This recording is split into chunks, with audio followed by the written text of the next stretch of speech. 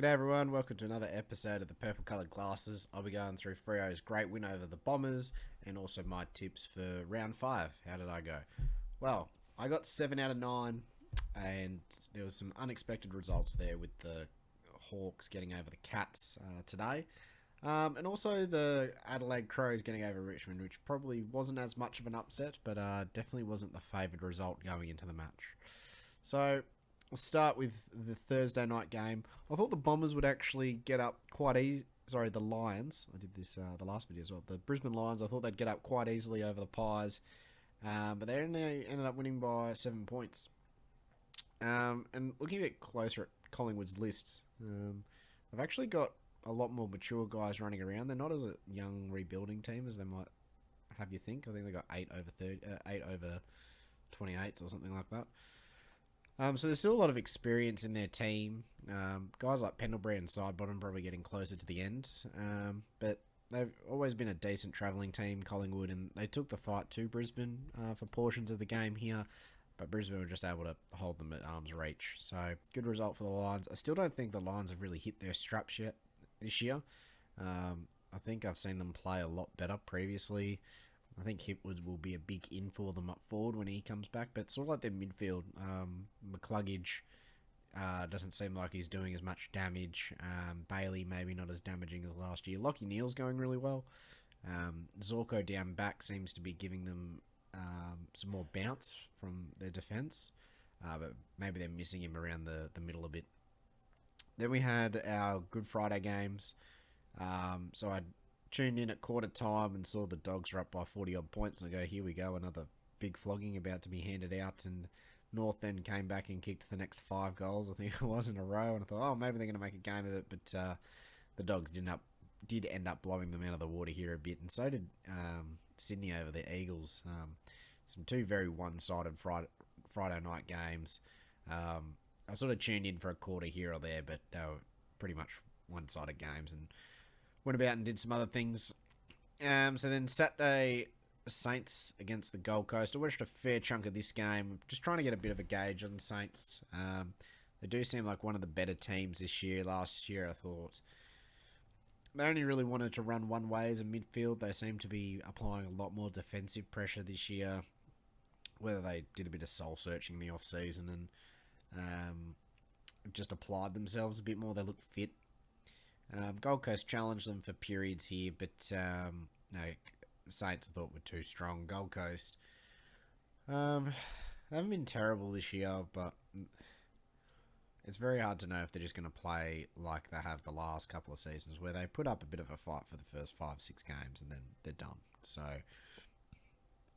where they're sort of positioned now, I think 2 wins, 3 losses for Gold Coast. It's kind of like normal. They're normally 3-2, 2-3 around the first 5 games of the year. It's how they go through this next block of 5-10 games, because normally they drop sort of 8 to 10 of them. And they'd be easy beats. Then we had Adelaide against Richmond. I did think about tipping Adelaide going to this game. I think Adelaide are not as bad as people are making out. They've got some good contested players like Keys and Sloan, who unfortunately did his ACL out of this game, so he's out for the year. Tex Walker's come back in and he's looked quite good. So they've got a focal point up forward.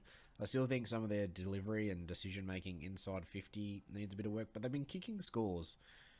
Even though they've lost, they've managed to kick 101 in this game. I think they kicked 97 or something last week against the Bombers away from home. So they've got some scoring in them.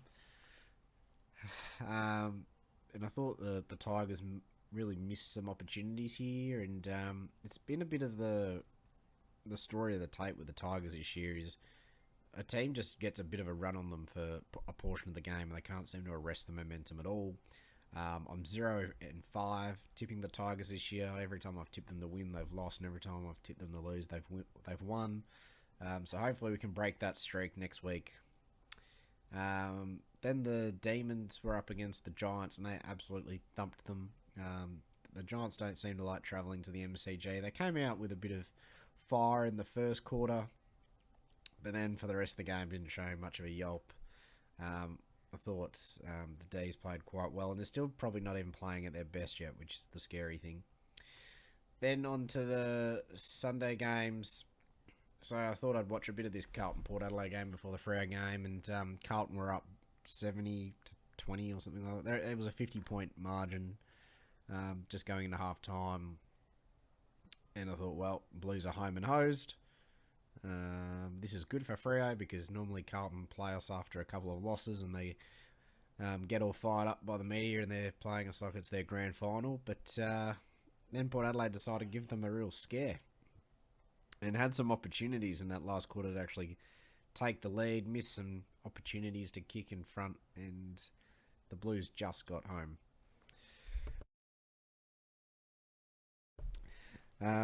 So it's an interesting one with Carlton. They've won 4 games, lost 1.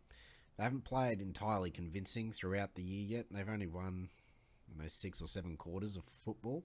But when they've won quarters, they've absolutely put teams to the sword, like piled the goals on. And that's been enough for them in this game, also against Hawthorn.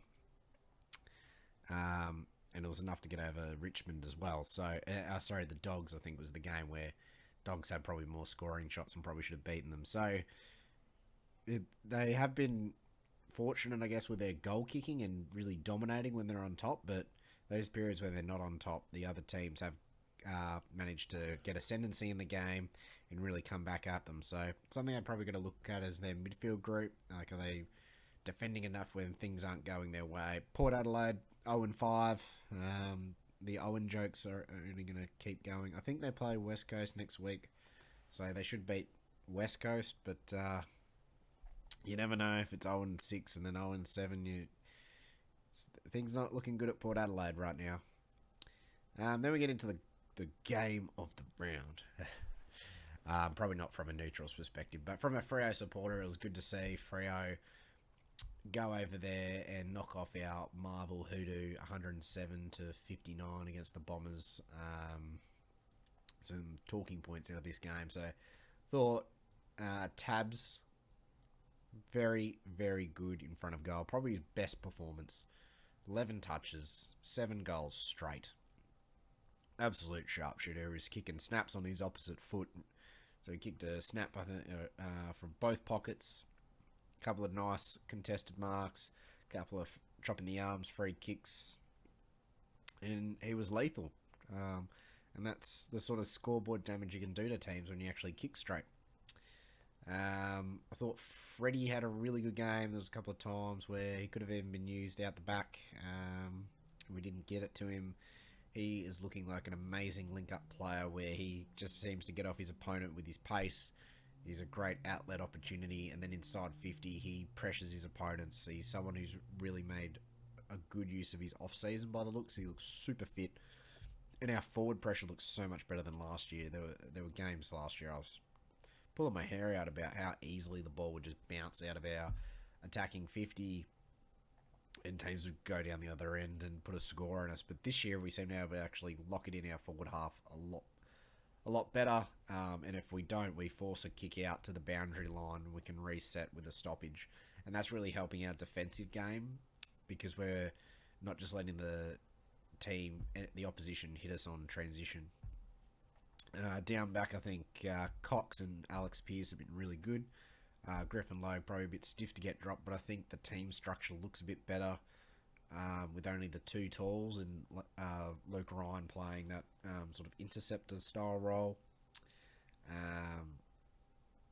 I'll be interested to see if Lowe comes in for maybe Walker just to help out with Curnow and Mackay next week. There were a few clangers at the start, so I thought Heath Chapman and Hayden Young probably played their worst half of football I've ever seen. But whatever was said at half time really worked. I thought we played down to Essendon's level for the first half. Like there was some poor skill errors on both sides, but I think in the second half we came out, just showed what a quality team we seem to be this year, and put our foot on the throats.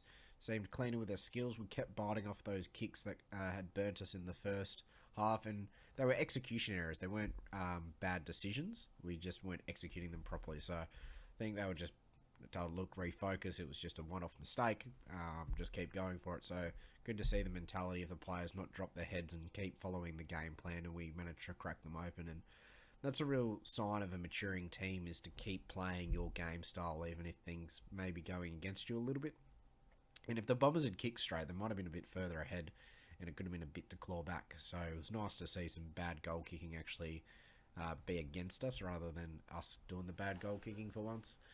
I thought Walters has been good in the last couple of weeks in terms of his pressure applied, but his goal kicking seems a bit off. I'm not sure if it's to do with that wrist injury he's got and if it's affecting his ball drop, but there was some very uncharacteristic misses like shanks and missing on the near side. Like, some of them didn't even look close to scoring. So yeah, looking forward to the Carlton game next week. I'd love to be going to the game. Fortunately, caught COVID during the week, so won't be able to go. Bit of a grudge match against Carlton. They've won the last 4 against us, I think. They've had that double free kick rubbish game when they kicked one from the boundary after the siren. They took chair off us. There's a bit of rivalry between the fans. I think the players these days, it's all fairly, professional in terms of they've got relationships and stuff. Like, most of the guys still like Cherry, even though he left. So I don't think there'll be any sort of overly physical type stuff in the game against Chera. But it'll be interesting to see how it goes. Carlton really seemed to lift an extra gear or two coming over to play us. Cripps sounds like he was only out for 1 game, so he'll be back. Whether they've just said that to keep us guessing, because a hamstring's typically 21 days, so it would have had to be very, very light side of injuries for him to be back. So yeah, great all-round team performance. First time we've beaten the Bombers since 2010, and I think it's a bit of it's part of like the development journey for a team when you're starting to build a successful core, when you're going to play finals and prelims and hopefully grand finals and some flags. You got to tick off these little things that have been troubling in the past. And last year we broke the Derby streak and we went down to Tassie and we actually beat Hawthorn. And I think that Hawthorn win was really big. Yep, Hawthorn are going through a bit of a rebuilding phase as well, and they had a lot of injuries last year, but normally we lose those games against the Hawks. And it's been the same when we've travelled to the to Etihad or Marvel Stadium and we've played Essendon. We just can't beat them away. So it's only our 3rd win, I think, in our history in Melbourne against the Bombers. So good win for the club to get that, tick that off. Now the big game against Carlton. We banked that one. Suddenly things are looking very interesting, and then we got to go down to Geelong, which will be a very big test as well. Another one where, maybe we don't pass all those sort of tests this year, but over the next couple of years, these are the games you want to see. You want to see us go away and, knock off the Lions at the Gabba or beat Melbourne at the MCG. Like, these are the sorts of games over the next couple of years as the team builds up to be a flag contender we need to knock off. At the moment, most of the teams we've beaten, you could argue, are all sort of bottom 4, bottom 6 material. St Kilda loss doesn't look as bad in hindsight now, seeing it like where they're going.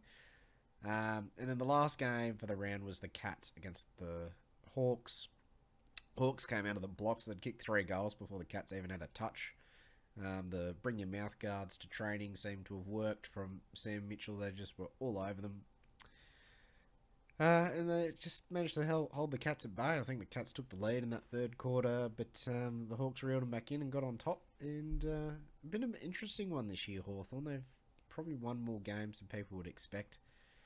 I think this game and the Port Adelaide game, I think Port Adelaide game, there weren't really much of a chance at all. They pulled that one off. But this is a good, was the Easter Monday fixture. These 2 teams seem to put up some good spectacles. So it was a good game to watch, highly watchable. I didn't mind watching it, so I don't have to wait so long for the next round of footy. Anyway, let me know what you thought of the round. I thought there were some great games. Good to see Freo get up as always, and I'm putting out a video later in the week for my tips. Thank you all. See ya.